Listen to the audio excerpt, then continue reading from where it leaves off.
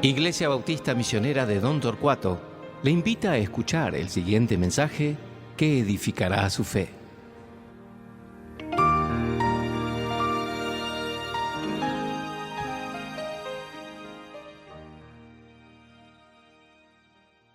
Muy buenos días, hermanos, espero que estén bien en sus hogares.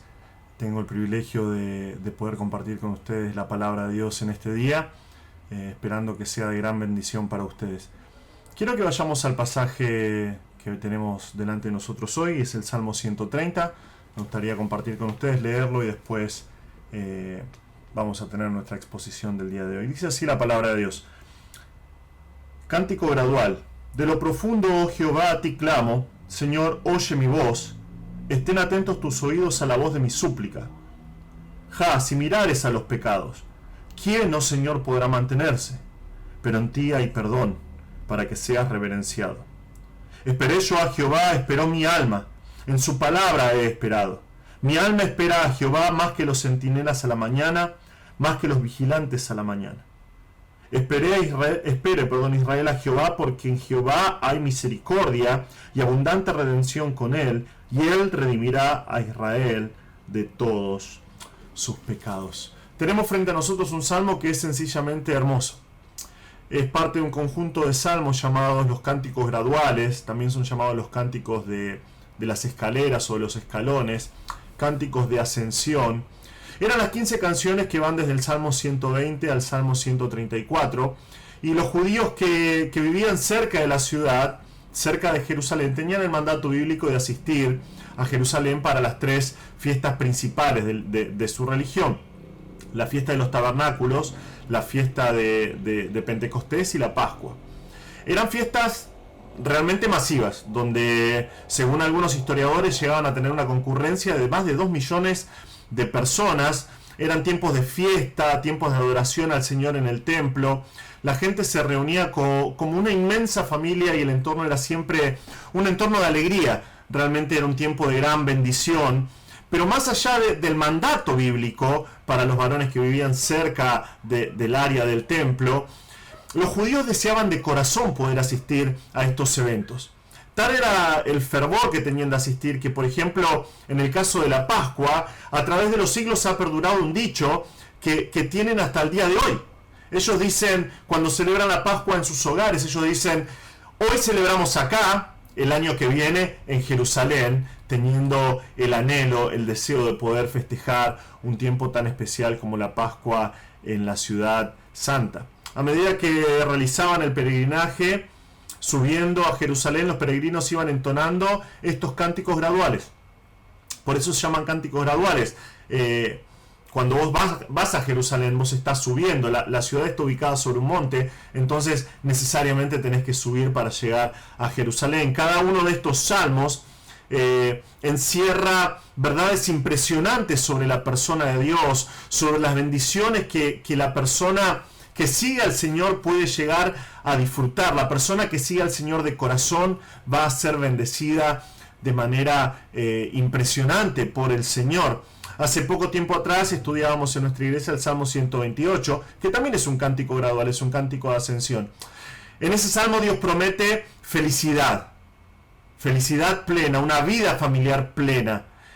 Promete prosperidad al hombre que teme al Señor y que anda en sus caminos. Y este es el tipo de verdades que encierran los cánticos graduales. Imagínate los peregrinos subiendo a Jerusalén, cantando estas verdades, recordando estas verdades acerca de Dios, acerca de las promesas de Dios para aquellos que siguen al Señor, con su corazón siendo preparado para los tiempos de celebración y adoración y sacrificios en el templo en Jerusalén.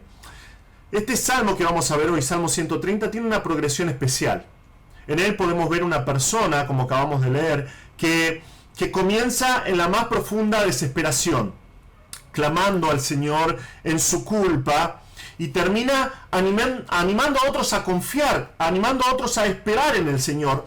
También es un salmo que el Señor ha usado a lo largo de los siglos en la vida de muchos creyentes, en la vida de muchos cristianos prominentes. Por ejemplo, este salmo, Salmo 130, es uno de los 4 salmos favoritos de Martín Lutero, el padre de la Reforma. Y lo llamaba a este salmo uno de los salmos paulinos, decía él. Evidentemente, el apóstol Pablo no escribió ningún salmo de los que tenemos en el libro de los Salmos en el Antiguo Testamento, no había nacido todavía, pero él llamaba a estos salmos, especialmente Salmo 130, uno de los salmos paulinos por el contenido del evangelio que presenta. Ve a una persona desesperada que recibe el perdón de Dios de pura gracia. Basado en este salmo fue que Martín Lutero escribió el himno llamado De Profundis, por las primeras palabras de este salmo en latín, de esta porción de las Escrituras que dice que desde las profundidades esta persona está clamando a Dios. Hubo un momento en la vida de Martín Lutero, durante un periodo de tiempo llamado la Dieta de Augsburgo, que se debatían las posturas teológicas de los reformadores, y eran discutidas con los teólogos católicos, y ellos trataban de refutar todas estas nuevas ideas que estaban teniendo los reformadores, que apoyaban lo que enseñaba la palabra de Dios. Entonces Lutero fue resguardado durante unos 6 meses más o menos en una fortaleza que se llama la fortaleza de Coburgo, porque era peligroso que él estuviese expuesto al público.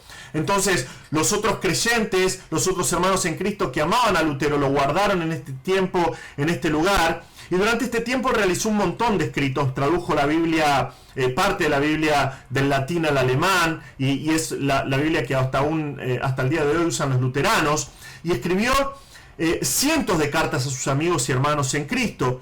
Pero Martín Lutero era una persona que sufría de tiempos de desánimo y de depresión, y de tanto en tanto caía víctima de la aflicción. Entonces cuentan los historiadores que él llamaba a los sirvientes, llamaba a sus amigos en la fortaleza de Coburgo, y le decía: vengan, canten junto a mí el salmo de lo profundo, para poner en ridículo al diablo. ¿Qué es lo que quería decir Lutero con esto? Quería animarse a sí mismo y animar a los demás a cantar estas verdades de parte de Dios, diciendo: en este momento estoy en aflicción, pero puedo clamar al Señor, puedo encontrar misericordia y gracia en el Señor, y el diablo va a ser puesto en ridículo. También John Wesley, luego cuenta su propia biografía, que luego de ser un pastor anglicano por años, llega a la conclusión de que nunca había sido salvo. Luego de años de ser pastor, se da cuenta que nunca había creído en Cristo, que no tenía fe salvadora. Y según relata el pastor James Montgomery Boyce en su biografía, dice que el 24 de mayo de 1738, su corazón, abro su cita, ¿no? Su corazón estaba extrañamente cálido y realmente confiaba en Jesús para su salvación. Wesley asistió a un servicio vespertino en la Catedral de San Pablo, en el cual el Salmo 130 era cantado como un himno.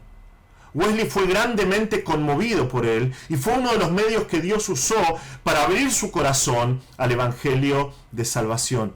Y es que este salmo es realmente maravilloso. En él nosotros podemos ver cómo el autor, una persona que al principio está completamente desesperada, está sumergida en la más profunda de las culpas, va saliendo paso a paso, es rescatada por el Señor, para terminar proclamando que él va a esperar en el Señor, va a terminar proclamando a otros sobre las bondades que hay en Dios, animando a otras personas a confiar en el Dios de Israel. Vemos una progresión de estados que van desde el reconocimiento sincero del pecado, la seguridad del perdón de Dios, a la enseñanza a otros sobre estas verdades.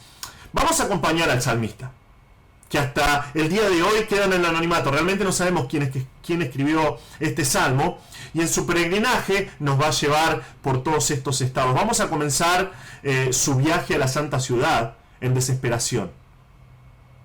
Pero para el momento que él vislumbra la hermosa Jerusalén, su corazón va a ser diferente. Pero lo primero que vamos a ver es un alma clamando desde la más profunda culpa. Un alma clamando desde la más profunda culpa. Dice: cántico gradual. De lo profundo, oh Jehová, a ti clamo. Señor, oye mi voz, estén atentos tus oídos a la voz de mi súplica. Nuestro salmo comienza aclarando que se trata de un cántico gradual, cosa que ya hemos explicado. Pero cabe destacar que el salmista comienza este cántico de ascensión desde la más profunda desesperación. Muchas veces la gente piensa en los salmos y piensa que son canciones felices, canciones llenas de alabanza, y muchas veces son así, la gran mayoría de las veces es así, pero otras veces los salmos nos muestran las más bajas experiencias del ser humano. Podemos ver en los salmos dolor, podemos ver desesperanza, podemos ver sentimientos de soledad, sentimientos de enojo por lo que los enemigos injustamente están haciendo contra la gente de Dios, o como vamos a ver en este salmo, sentimientos de gran culpa por el pecado. Y están para enseñarnos a nosotros, los hijos de Dios, están para ayudarnos a nosotros a crecer en nuestro andar con el Señor. Muchas veces no sabemos cómo acercarnos a Dios. Muchas veces no sabemos cómo entablar una conversación con Él, cómo hablar con el Señor, y en su palabra encontramos la manera de hacerlo, como vemos en estos versículos. Nuestro pasaje comienza con un grito de súplica al Señor. Dice: de lo profundo, oh Jehová, a ti clamo. Esta persona está en una situación desesperante. La palabra en el texto hebreo está en plural. Él está clamando desde las profundidades. Esta palabra se usa un par de veces en el Antiguo Testamento, siempre está relacionada a la profundidad del mar. Entonces el salmista, él siente que se está ahogando en las aguas más profundas.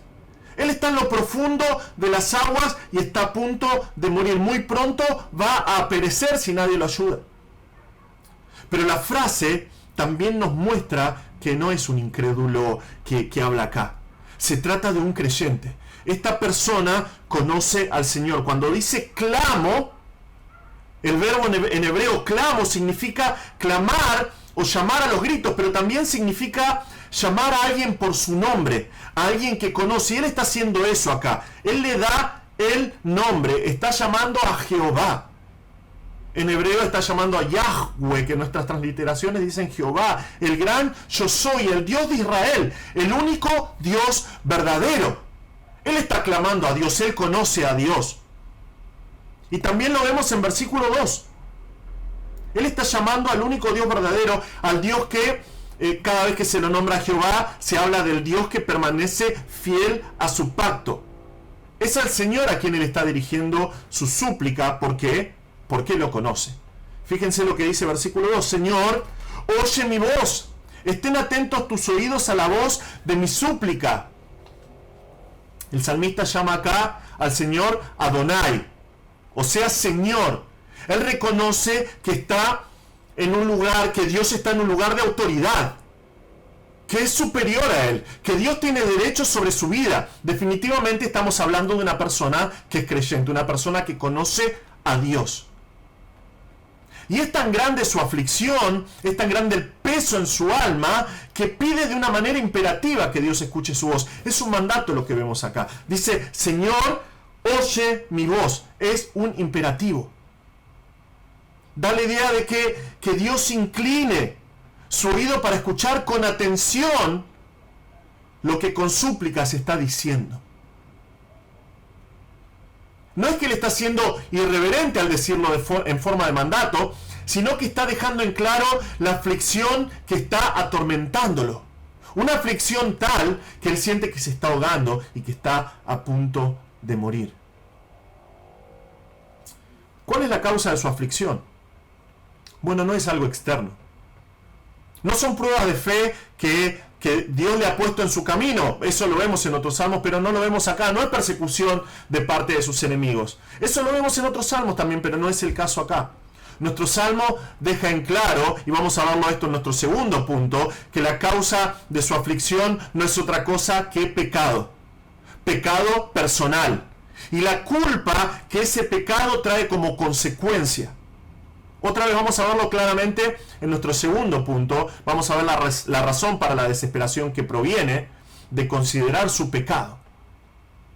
Vamos a ver que la persona contra quien pecó es nada más y nada menos que Dios. Vemos que la causa de la desesperación de este creyente es que él acaba de pecar contra Dios. Entonces surge la pregunta, ¿cómo es que trata el creyente con el pecado? ¿Cómo lidia el creyente con el pecado? Porque si somos sinceros, todos hemos estado en ese lugar. Nosotros pecamos, tomamos malas decisiones, pecamos con nuestro corazón o con nuestros actos y de pronto llega la vergüenza. De pronto llega la culpa, el dolor por la rebeldía, una agonía que lleva a la persona a una condición de miseria espiritual. Llega el remordimiento por haber decidido mal y tener que afrontar las consecuencias. Podemos entender el propósito de este salmo. Mediante su testimonio, el autor habla a los santos que estaban subiendo a Jerusalén y estaban tratando con su pecado antes de llegar al templo a adorar. ¿Puedes imaginarte esta situación? Están organizando su viaje como familia y dicen, bueno, vamos a viajar a Jerusalén. Vamos a estar en Jerusalén para los sacrificios anuales. Vamos a adorar al Señor y vos tenés en tu corazón, el salmista tiene en su corazón este pecado no confesado, esta culpa en su corazón que lo está carcomiendo por dentro. Pero también nos habla a nosotros. Este salmo nos habla a nosotros para ayudarnos a encaminar nuestros pasos luego de haber pecado y sentir este tipo de aflicción por haber ofendido al Señor. ¿Por qué es que sentimos culpa y pesar luego de que pecamos? Porque Dios nos creó a su imagen y semejanza. Y dentro de nuestra constitución nos ha dado algo que nos diferencia del resto de la creación. Dios ha puesto una conciencia en nosotros. Esto es algo que nosotros no vemos en los otros seres creados. No lo vemos en los animales, pero lo vemos en los seres humanos porque somos creación especial. Hemos sido creados a la imagen y semejanza de Dios. Esa conciencia que el Señor ha puesto en nosotros marca los límites dentro de los cuales podemos andar. Para el creyente, para el Hijo de Dios, la palabra de Dios moldea esos límites de acuerdo a la voluntad de Dios. Y nos marca lo que es pecado, y si pecamos, nos marca que estamos fuera de comunión con el Señor a causa de ese pecado. Esta conciencia que el Señor puso en nosotros es como un sistema de alarmas. Yo trabajo como mecánico, yo hago mantenimiento de ciertos equipos, y entre ellos tengo equipos que son tractores que cortan el pasto. Y esto viene con sensores, distintos tipos de sensores que se activan cuando algo no está bien. Son alarmas que te indican que algo no está funcionando bien en el equipo. Una vez, un operador, mientras yo estaba haciendo mi recorrido, un operador estaba al costado del camino con su tractor, con el capot levantado.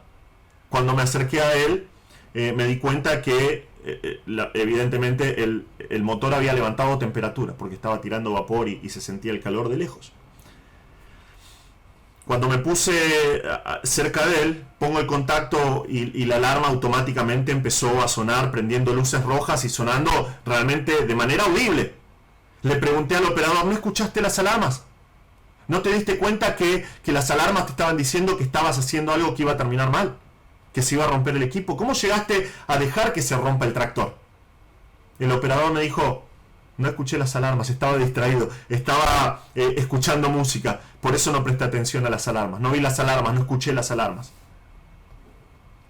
Nosotros podemos cometer el mismo error que este operador del tractor. No prestar atención a las alarmas que nuestra conciencia nos da y seguir adelante de manera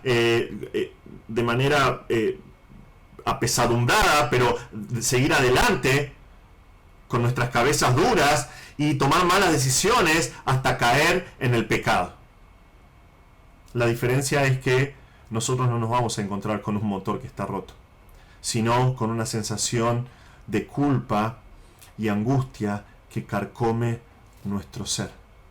Como dijo David en Salmo 32, versículos 3 y 4, él dice, mientras callé, él está hablando acerca de su pecado y haber ocultado su pecado y no haberlo confesado, y él dice, mientras callé, se envejecieron mis huesos por mi gemir todo el día, porque de día y de noche se agravó sobre mí tu mano, se volvió mi verdor en sequedades de verano. Está hablando de la condición terrible que estaba sufriendo por no venir delante del Señor y confesar su pecado. Es la antigua lucha del hombre desde su caída. Cuando el hombre peca contra Dios inmediatamente se corta su comunión con el Señor. Aquel que es creyente, ¿verdad? El que no conoce al Señor no le suceden estas cosas, pero el hombre, el Hijo de Dios, cae e inmediatamente su corazón se llena de dolor y de culpa por el pecado. En el mundo, aquellos que no conocen al Señor no saben cómo tratar con la culpa. Nosotros podemos ver la aflicción, los problemas que causa la culpa. Aquellos luchando con la culpa no tienen más que culpar a otras personas y no tienen más que a otras personas para tratar de encontrar una respuesta a su aflicción. Pero nunca encuentran una respuesta concisa. Según estudios hechos, por ejemplo, en una universidad de Estados Unidos, y cito lo que dice, se demostró que tras la depresión, la ansiedad, el trastorno obsesivo compulsivo e incluso en los trastornos de la alimentación, habita en gran parte de las ocasiones un sentimiento de culpa. Fin de la cita.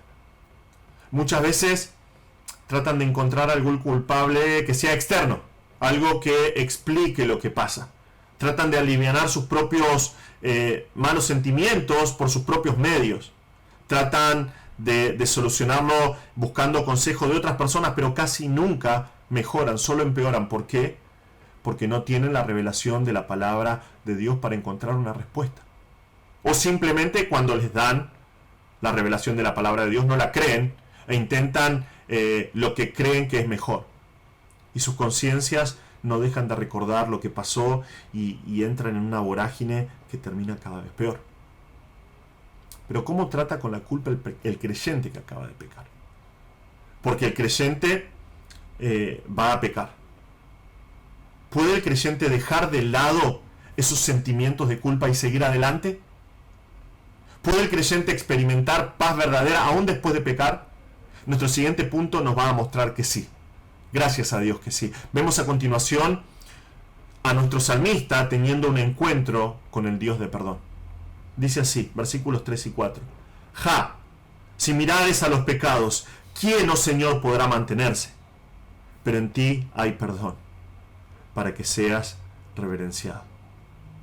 En estas breves palabras nosotros entendemos la razón para la semejante aflicción. El salmista ha pecado delante de Dios y lo sabe. Él lo sabe. Sabe que el Señor es un Dios santo. Es un Dios que aborrece el pecado. Y es por eso que él estaba clamando al Señor y estaba pidiendo al Señor que lo escuche. Vean cómo considera su situación. Lo hace con una pregunta. Ja, esto es una abreviatura, es una forma más corta de llamar a Yahweh, a Jehová. Ja, si mirares a los pecados, ¿quién, oh Señor, podrá mantenerse? Si Dios mirara, es la idea de observar, da la idea de guardar un registro, de mantener, cumplir con lo pactado. Si Dios guardara un registro de los pecados, las iniquidades, las culpas de cada persona, ¿quién puede permanecer de pie? ¿Quién puede mantenerse? ¿Quién puede sostenerse? La idea es quién puede soportar el juicio de Dios por esos pecados. ¿Quién puede estar delante de Dios y decir, yo no tengo pecado que Dios pueda marcarme? O yo tengo estos pecados, pero son pocos y Dios los va a dejar pasar de largo. El salmista no se pregunta esto a sí mismo, sino que él hace la pregunta a Dios. Él dice, Señor, si vos podés contar los pecados de alguien, ¿quién puede sostenerse en pie? Pero sabe la respuesta. Absolutamente nadie podría quedar en pie delante de Dios si él tuviera en cuenta los pecados. Absolutamente nadie. Nadie puede permanecer delante de Dios por su propia justicia y decir mis pecados no son tan grandes. Nadie puede delante de Dios venir y decir yo no tengo pecado, porque cada uno de nosotros hemos nacido en pecado. Es la reacción que cualquier persona tiene cuando reconoce su indignidad, su humanidad que es indigna delante de Dios, que es santo y perfecto en todos sus caminos. Si recuerdan el relato de Isaías 6, es lo primero que hizo Isaías. tuvo una visión de Dios en su trono e inmediatamente dijo: ¡ay de mí que soy muerto! Porque siendo hombre inmundo de labios y habitando en medio del pueblo que tiene labios inmundos, han visto mis ojos al Rey, Jehová de los ejércitos. Y esto es realmente impresionante, porque Isaías era una de las personas más piadosas de su tiempo. Realmente era una persona que amaba a Dios. Sin embargo, ante la santidad de Dios, solo pudo ver su indignidad, solamente pudo ver su pecaminosidad, y él proclama una maldición sobre sí mismo. Dice: ¡ay, soy maldito! Soy deshecho, estoy muerto, porque Dios es santo y yo soy pecador. Y el salmista acá en nuestro salmo está enfrentando una crisis similar. ¿Cómo puede él lidiar con semejante realidad? Cuando él ve su propio corazón, cuando él está considerando su pecado que cometió y la culpa por ese pecado, y piensa: ¿qué pasaría con su alma si Dios lo tratara de acuerdo a sus pecados? Tendría que ser irremediablemente lanzado al infierno por la eternidad, separado de Dios, y Dios seguiría siendo infinitamente justo. Y es lo que nosotros merecemos exactamente. Cada uno de nosotros, cada ser humano merece exactamente lo mismo por sus pecados. En estas cosas medita el autor de nuestro salmo mientras está subiendo a Jerusalén. Podés imaginártelo si alguna vez viste los paisajes de Jerusalén, o si tuviste el privilegio de caminar por Jerusalén y por esos lugares, e ir caminando mientras sube a Jerusalén, considerando su pecado, considerando su culpa delante de Dios. Y si hubiese quedado con esa pregunta solamente, cuya respuesta él conoce muy bien: si Dios mirara los pecados, ¿quién podría, oh Dios, sostenerse en pie delante tuyo? Y él sabe: absolutamente nadie. Él conoce muy bien la respuesta. Si fuese así, si esto quedase acá con la pregunta, no le esperaría otra cosa que un terrible juicio de parte del Señor al llegar al templo. Pero no queda acá. Nuestro salmo tiene una de las frases más esperanzadoras de la palabra de Dios. Él dice: pero en ti hay perdón, para que seas reverenciado. Y gracias a Dios, varios predicadores lo dijeron a lo largo de la historia, ¿no? Dicen: gracias a Dios y gloria a Dios por los peros en la Biblia. Pero en ti hay perdón. La frase es rara, porque es tan breve en el hebreo, pero a la vez tan rica. Literalmente dice: pero contigo perdón, punto. En el Señor hay perdón. Y por eso digo que es una de las frases más esperanzadoras que hay en la Biblia. Cada vez que pecamos, lo hacemos contra Dios. Evidentemente podemos pecar contra un familiar, contra un amigo, contra un hermano. Pero cada vez que pecamos, primeramente lo hacemos contra Dios. David dijo esto en Salmo 51, 3 y 4. Él dijo: yo conozco mis rebeliones, y mi pecado está siempre delante de mí. Contra ti solo he pecado y he hecho lo malo delante de tus ojos, para que seas reconocido justo en tu palabra y tenido por puro en tu juicio. Lo más importante para el pecador, entonces, es recibir perdón de aquel contra quien se peca. Se peca contra Dios, y el salmista dice que en Dios hay perdón. Cuando uno cree en Jesús, la pena o el castigo, la penalidad por nuestros pecados son cancelados. Nuestra deuda es saldada por el sacrificio de Cristo en la cruz. Él da su justicia, Él nos da su justicia, somos considerados justos porque Él pagó por nuestros pecados, y Dios no va a juzgar dos veces el mismo pecado. Inmediatamente somos hechos hijos e hijas de Dios. Pero pronto, en nuestro andar cristiano, muy pronto luego de nuestra conversión, nos damos cuenta que no somos perfectos, estamos lejos de ser perfectos. Y esto va a ser así. Nosotros vamos a ser perfectos en la eternidad. La presencia del pecado está en nosotros todavía, y nosotros cada vez que pecamos, experimentamos la tristeza de haber ofendido a Dios, de haber pecado solamente contra Dios. La culpa de haber pecado contra aquel que envió a su Hijo por nosotros. Si no hay este tipo de dolor por el pecado, posiblemente nunca hayas creído en Cristo realmente, posiblemente no seas salvo. Porque la palabra de Dios nos dice claramente que el cristiano que peca tiene este quebrantamiento en la comunión con Dios y comienza a sufrir esa separación de Dios por el pecado. Entonces cuando pecamos, y vamos a pecar, si sos creyente vas a pecar hasta el día que estés en la gloria, necesitamos del perdón de Dios.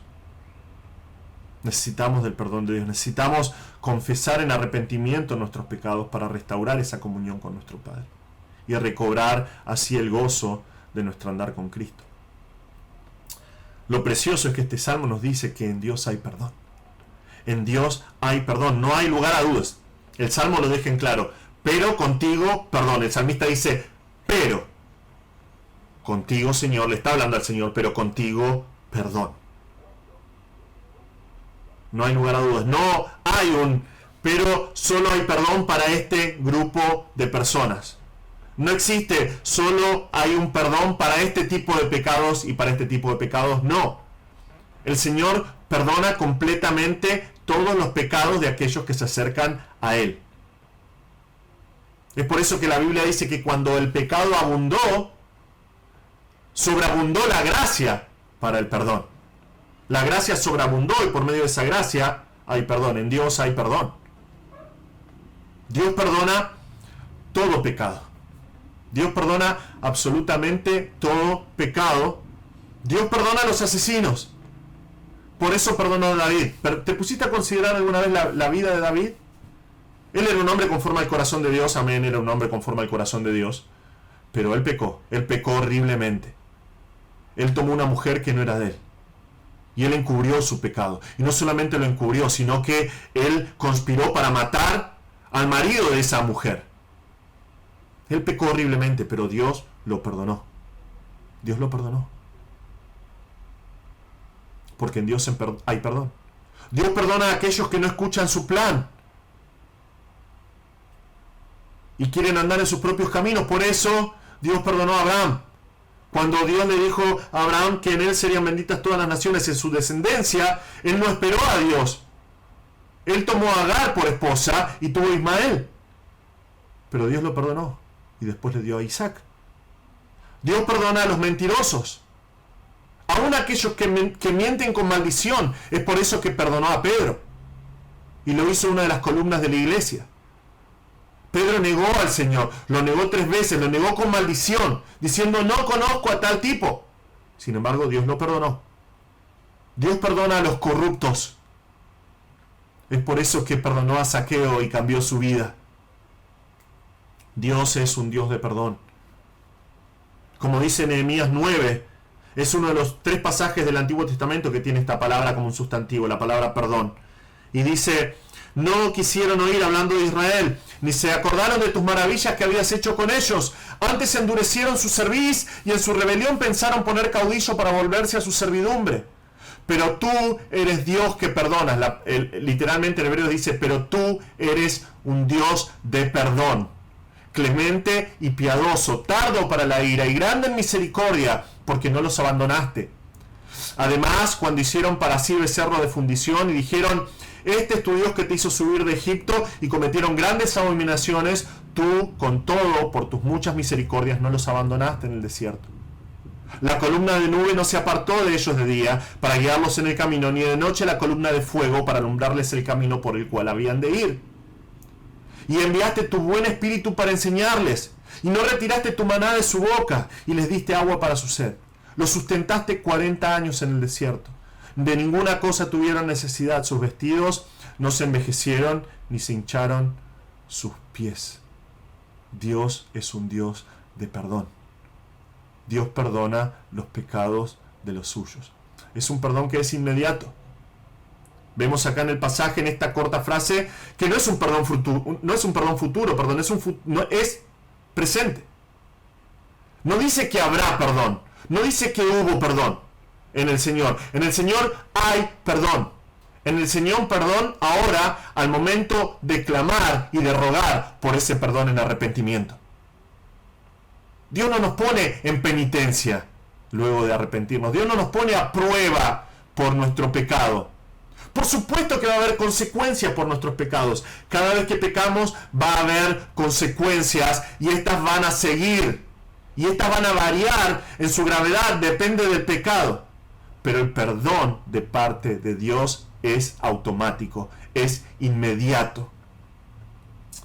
Nosotros somos tan diferentes del Señor que no llegamos a comprender la magnitud de este tipo de perdón.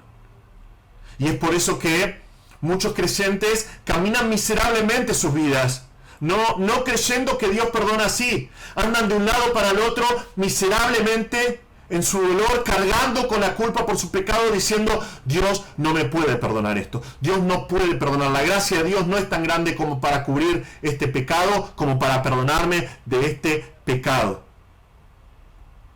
Pero eso pasa por pensar en el Señor con nuestras mentes limitadas y no de acuerdo a la revelación que hay en la palabra de Dios. Este perdón, el salmista dice: pero en ti, perdón. Ese perdón se halla en Dios. No en el salmista, si no estaría perdido. Pero se halla en Dios. Este perdón es algo que es una parte de Dios, de la persona de Dios. Este perdón se encuentra en Dios, por lo tanto hay esperanza. Ahora, esta es una idea que no le gusta a las personas religiosas. La idea de la palabra de Dios predicada de esta manera. Gente con un espíritu casi fariseo que piensa y razona y dice que si los creyentes escuchan este tipo de mensajes y se les enseña que son perdonados de sus pecados, van a tomarlo como una licencia para pecar cada vez que quieran. Porque al final dicen: bueno, vamos a pecar, total, en Dios hay perdón. Creen que las personas van a aprovecharse de la gracia de Dios, que van a vivir en libertinaje porque en Dios hay perdón. Pero no hay nada más alejado de la realidad. No hay nada que esté más lejos de la verdad de la palabra de Dios. Vean las palabras del salmista. Dice: pero en ti hay perdón para que seas reverenciado. Pero en ti hay perdón para que seas reverenciado. En hebreo, cuando dice para qué, es la palabra lema'an. Y significa con el propósito, con el fin de. En Dios hay perdón, pero el propósito del perdón de Dios, la consecuencia inmediata en el corazón del creyente que recibe perdón, no es otra cosa que temor por Dios. Nuestra traducción acá dice ser reverenciado, pero esta palabra en el hebreo, más del 95% de las veces que se usa para hablar acerca de miedo, acerca de temor, acerca de terror. Y la menor cantidad de veces acerca de asombro o reverencia. Cuando vos pensás en tu pecado y considerás que pecaste contra este Dios que es santo y perfecto en todos sus juicios, un Dios que es justo en todos sus caminos, un Dios que aborrece el mal y que tiene todo el derecho de borrarnos de la faz de la tierra por nuestras iniquidades, pero nos perdona de pura gracia. Cuando vos considerás estas cosas y decís: yo merezco el infierno eterno, yo merezco que Dios envíe fuego desde el cielo para condenarme y destruirme por mi pecado, pero sin embargo, por su gracia y por su amor y su misericordia infinita me perdona, algo sucede dentro del corazón. Te das cuenta de la diferencia entre el Señor y los hombres. Ves ese perdón como algo precioso y por nada en el mundo querés volver a ofender al Señor. Todo lo contrario. Querés servirle, querés conocerlo más. Esto es contrario a lo que piensa el mundo. Cuando el creyente experimenta el perdón de Dios, aumenta su temor por Él. Cuando el creyente considera la gracia de Dios y considera su propia iniquidad, queda abrumado por ese perdón. Responde a su gracia con una vida de devoción, una vida de adoración, con deseos de servir a Dios. Entonces vemos a nuestro salmista. Él estaba agobiado por la culpa del pecado, pero él clama a Dios. Y él clama a Dios como si estuviese en las profundidades, a punto de ahogarse. Sabe que si Dios lo evalúa conforme a sus pecados, estaría perdido. Pero confiesa sus pecados delante de Dios. ¿Por qué? Porque sabe que en Dios hay perdón. Y él recibe el perdón de Dios y lo lleva a vivir en reverencia, en temor de Dios. ¿Cómo sigue nuestro salmo? ¿Qué es lo que sucede con el salmista una vez que recibe el perdón de Dios? Nosotros podemos ver la paciencia de un alma perdonada. Versículos 5 y 6 dice: esperé yo a Jehová. Esperó mi alma. En su palabra he esperado. Mi alma espera a Jehová más que los centinelas a la mañana, más que los vigilantes a la mañana. Nuestro pasaje presenta varias veces la palabra esperar. Los seres humanos estamos limitados por el tiempo y estamos acostumbrados a esperar constantemente. Es algo que no me agrada mucho realmente, algo que detesto bastante. Esperamos. Tenemos que estar esperando constantemente en nuestra vida. Es una vida de esperar. Esperamos a que nos atiendan en un negocio. Esperamos los medios de transporte. En tiempos de pandemia esperamos que lleguen las cosas que compramos por correo, que lleguen. Tenemos la actitud de esperar para alcanzar lo que deseamos, lo que estamos esperando. Pero el salmista, luego de recibir el perdón de Dios, dice: esperé yo a Jehová. Esperó mi alma. En su palabra he esperado. Esperar en Dios es un hermoso consejo realmente. Un hermoso consejo que vemos vez tras vez en el libro de los Salmos. Los Salmos son preciosos. Es un libro que yo amo. Y por eso es muy probable que te des cuenta que cada vez que predico y comparto en la iglesia estoy predicando un salmo, porque los amo a los salmos. El Salmo 27, por ejemplo, versículos 13 y 14 dice: hubiera yo desmayado si no creyese que veré la bondad de Jehová en la tierra de los vivientes. El salmista está esperando ver la bondad de Dios. Si no hubiese desmayado, si no pudiese esperar en Dios. Y él dice en versículo 14: aguarda a Jehová y esfuérzate, y aliéntese tu corazón. Sí, espera a Jehová. Él está diciendo: espera en Dios. Es la base de una vida plena. Es la base de una vida con esperanza. Descansar en el Señor, fortalecerse esperando en Dios. No por nada Isaías 40 dice que los muchachos se fatigan y se cansan. Tengo el privilegio en nuestra iglesia con mi esposa de trabajar con los jóvenes, y ¿sabes qué? Nos damos cuenta eventualmente en un campamento al segundo o tercer día se cansan. Estás en las reuniones y ves que empiezan a dormirse en las reuniones de la tarde, porque los muchachos se fatigan y se cansan. Los jóvenes flaquean y se caen, pero los que esperan a Jehová tendrán nuevas fuerzas. Levantarán alas como las águilas. Correrán y no se cansarán. Caminarán y no se fatigarán. Cuando esperamos en Dios, nosotros mostramos nuestra dependencia, que nuestra dependencia está en Él. Aguardamos para conocer su voluntad. Nosotros no tomamos decisiones basadas en las circunstancias que nos rodean. Esperamos en el Señor. Esperamos en el Señor, y eso es lo que se propone hacer el autor de este salmo. Vemos que es una actitud interior. Él acaba de recibir el perdón de Dios por su pecado. Él acaba de entender que Dios lo ha perdonado. Él tiene temor de Dios. Dice: bueno, ahora voy a esperar en el Señor. Y es una actitud interior. Él espera con su alma, no solamente con sus labios. No está proclamando para que los que están yendo con él lo escuchen. Él dice: espera a Dios, esperé yo a Jehová. Él está esperando desde lo más profundo de su ser. Y vemos que la base de su esperanza no es una superstición. No son buenos deseos que provienen de un corazón caído. No son falsas expectativas. Él dice: yo he esperado en su palabra.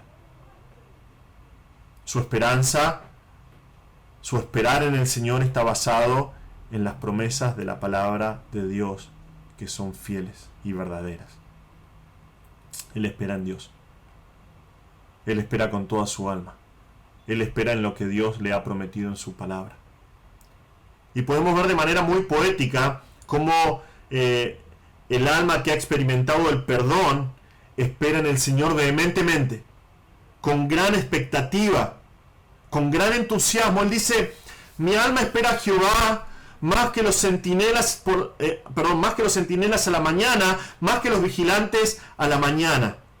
Literalmente dice en hebreo: mi alma por el Señor. Ya sabemos que está hablando acerca de esperar, entonces no tiene el verbo esperar, pero dice: mi alma por el Señor más que los centinelas por el amanecer, que los centinelas por el amanecer.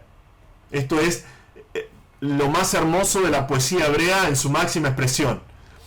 Podés imaginar a los centinelas realizando sus rondas nocturnas. No sé si alguna vez trabajaste de noche, tal vez trabajás de noche o tenés horarios rotativos. Cuando vos trabajás de noche, lo único que querés es que se termine el turno, que llegue la mañana. Y los centinelas, imagínate, haciendo sus rondas nocturnas, estando en tensión y alerta toda la noche, porque la seguridad de los que viven dentro de la ciudad depende de ellos que están custodiando en el muro de la ciudad.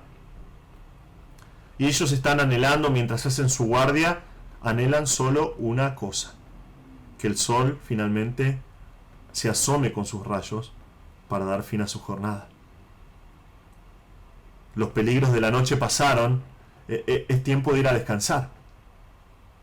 Y el salmista dice, bueno, más que estos guardias están esperando el amanecer, mi alma está esperando en el Señor.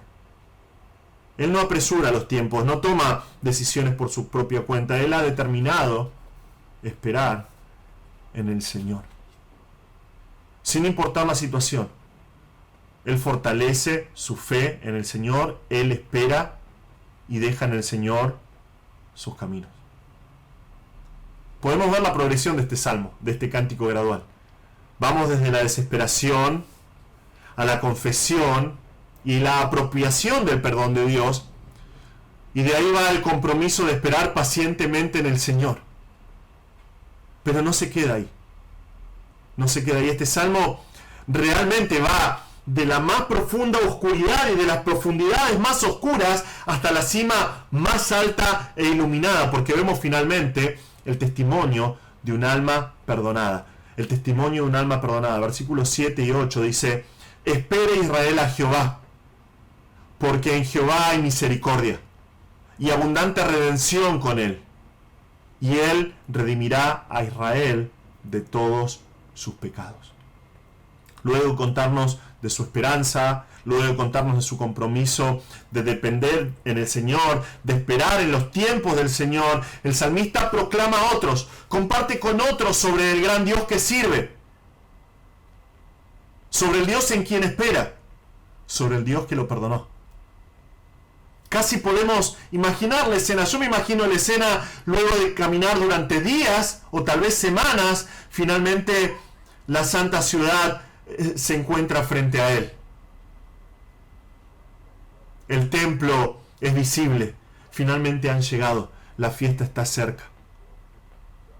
Y él llega con un corazón perdonado y preparado para adorar al Señor.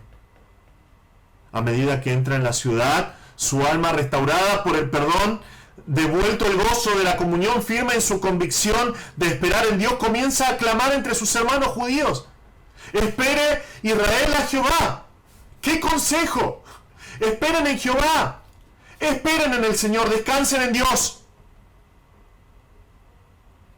Pero él apoya este consejo, él apoya lo que dice con tres grandes verdades acerca de Dios, tres grandes razones para esperar en el Señor, y las remarca con las palabras por qué y sus respectivas íes. Él dice: espere Israel a Jehová, porque tal, y, ¿no? Él dice: porque en Jehová hay misericordia. La primera razón, dice el salmista, es porque con él está, la palabra en el hebreo dice, con él está la Gesed. Esta palabra es mi palabra favorita en el hebreo. Es una palabra tan extensa que es imposible de traducir para nosotros con una sola palabra. En Dios hay misericordia.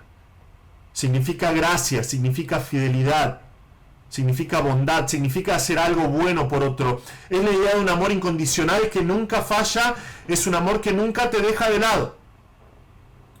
Sin importar la situación que podamos atravesar, Dios es bueno y misericordioso, dice el salmista. Por eso Israel puede esperar en él. Puede esperar en Dios sin importar sus errores. Israel puede esperar en él. El salmista aprendió esto. Él aprendió esto en el camino, yendo a Jerusalén, y lo comparte con los demás. Su situación era desesperante. Era grande su culpa, pero clamó al Señor y halló perdón. ¿Por qué? Porque hay misericordia en Jehová. Y no solamente eso, dice, y abundante redención con él. En esta época Dios había dado a Israel un sistema de sacrificios levíticos para tratar con sus pecados. Pero esos sacrificios solo apuntaban al futuro sacrificio, al único sacrificio necesario, único y verdadero para nuestros pecados, el sacrificio de Cristo en la cruz. El punto del salmista es que en Dios hay mucha redención, hay muchas oportunidades de ser redimido. Como dijo un predicador, ¿tenés un pecado grande? No temas, Dios tiene gracia que es aún mayor. En Dios hay redención, en el Señor hay mucha redención. Y finalmente dice, y Él redimirá a Israel de todos sus pecados. No existe un punto más alto que este en este momento. Luego de estar en las profundidades, Él llega a la cima. Y Él dice, Él asegura que va a llegar un momento en que Dios va a pagar el rescate. Él va a dar redención.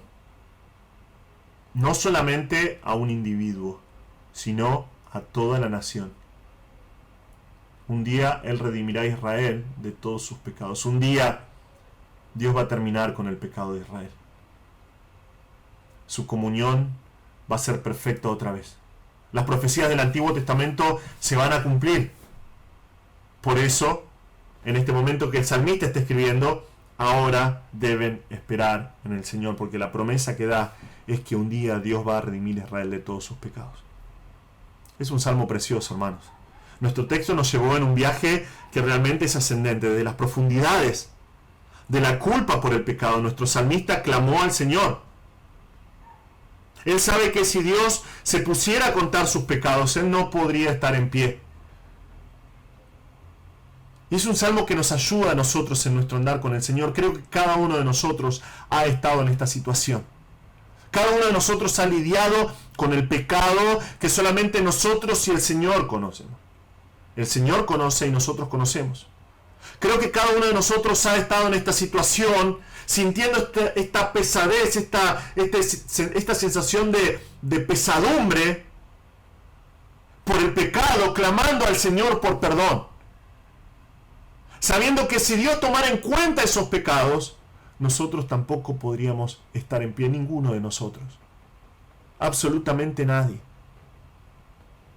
Pero nuestro salmo nos cuenta una verdad que es gigante. En Dios hay perdón. Dios perdona a los suyos. Él le da la misericordia para seguir adelante. Aquellos que son hijos de Dios pueden encontrar el perdón en Dios. Él restaura nuestra comunión con Él. Hermano, si estás atravesando un tiempo de culpa y tiempo de dolor y aflicción por causa de tu pecado, la palabra de Dios dice que no debe de ser así tu vida. No tenés necesidad de caminar miserablemente en este mundo por la culpa del pecado. Puedes ir al Señor y clamar desde las profundidades de tu pecado y ser perdonado. No hay necesidad de vivir en la culpa, no hay necesidad de vivir en el temor y en el pecado más.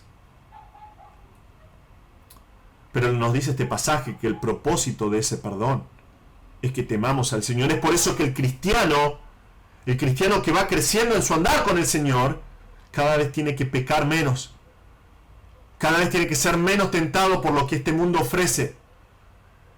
El pecado en nuestro corazón tiene que tener cada vez menos fuerza. Porque cuando nosotros somos perdonados por el Señor, tememos al Señor. Somos perdonados para temerle. Y si decís, bueno, no experimento eso en mi vida, considera el precio de ese perdón. No es que Dios simplemente olvidó tu pecado. Alguien tuvo que pagar por tu pecado y tu culpa. Y fue Cristo, hermano. Cristo sufrió el dolor y la vergüenza para alcanzar tu perdón. Si realmente disfrutás del perdón de Dios, vas a vivir para temerle. Vas a vivir para adorarle. Vas a vivir para servirle. Y dejar cada vez más de lado ese pecado. Cuando el salmista experimentó ese perdón, automáticamente determinó vivir esperando en Dios. Hermano, si disfrutaste del perdón de Dios. ¿Vivís en un andar maduro con Él? ¿Esperando en el Señor? ¿Esperando en su palabra? ¿Descansando en el Señor? Dependiendo de Él, o querés tomar tus propias ideas otra vez que te van a llevar al pecado y a la culpa. ¿Determinaste anhelar al Señor y anhelar estar con Él como los centinelas al amanecer? ¿Tenés ese anhelo ferviente, esa vehemencia en tu corazón por ir al Señor y su palabra, por ir al Señor en oración? ¿Tomaste la determinación de decir, no importa lo que suceda a mi alrededor o la prueba por la cual esté pasando, yo voy a esperar en el Señor? El salmista determinó vivir esperando en Dios y proclamar estas verdades a los demás, compartiendo su esperanza con otros, la esperanza de perdón, la esperanza de estabilidad. Y es lo que nosotros tenemos que hacer, animar a nuestros hermanos, que en el Señor hay perdón, que vale la pena vivir para el Señor, vale la pena temer al Señor. Nosotros también tenemos la oportunidad, aun si estamos en las profundidades, de salir de ellas por el perdón y la gracia de Dios, esperando en el Señor y proclamando a otros sobre nuestro gran Redentor. Quiero aprovechar este último instante para hablarte a vos, amigo. Tal vez estás escuchando este mensaje y nunca conociste al Señor. Tal vez alguien compartió con vos este link. Tal vez no sabés qué va a pasar con tu vida si morís hoy. Tal vez, como el salmista en el texto, estás siendo atormentado por la culpa de tus pecados. Sabes que hay algo mal en tu corazón y sabes que no tenés el remedio para eso. No te tenés que quedar en esa condición. La Biblia nos dice que nosotros podemos saber si somos salvos. Podemos saber dónde vamos a pasar la eternidad. La Biblia nos habla de la provisión de Dios para los pecados. La Biblia nos habla de la provisión de Dios para tus pecados. Cristo vino al mundo a morir. Él vino a morir por los pecados. Cuando Él estaba colgando en la cruz, estaba cargando sobre sí mismo los pecados del mundo, tus pecados. Cristo es Dios hecho hombre. Él era perfecto. Él jamás pecó. Sin embargo, fue a la cruz para cargar con tus pecados. Él era el único que podía cargar con tu culpa, con tu mal, con tu iniquidad. Él murió por tus pecados. Y la Biblia promete que si vos reconocés que sos un pecador de todo corazón, si vos te arrepentís de tus pecados, si vos crees que Cristo vino a morir en tu lugar, la Biblia promete que Él te va a perdonar. Te va a dar vida eterna.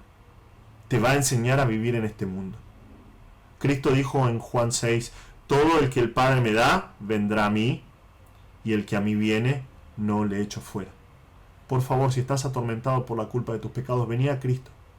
Arrepentite de tus pecados. Cree en Él como tu Salvador. Él vino a morir por vos. Y Él te va a dar su perdón. Él te va a salvar. En Cristo hay perdón. Señor, te damos gracias por este tiempo. Gracias, Señor, por tu palabra. Gracias, Señor, por este impresionante salmo que nos muestra que en ti hay perdón para que tú seas reverenciado. Gracias, Señor, porque podemos aprender aún en la más profunda de nuestras culpas y dolor por el pecado. Podemos encontrar perdón en ti. Pero que esto sea, Señor, para que al experimentar tu perdón nosotros vivamos en temor de ti. Que tu nombre sea exaltado y reverenciado y glorificado con nuestras vidas, Señor. Enséñanos a esperar en ti como el salmista proclama y determina. Enséñanos a compartir con otros cómo esperar en ti, un Dios de perdón y de gracia.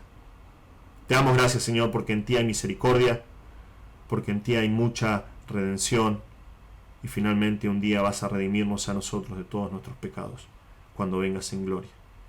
Señor, te pido que si alguien no conoce a Cristo, que uses este mensaje para que se acerque a ti, que se arrepienta de sus pecados y pueda experimentar el perdón que hay en Dios.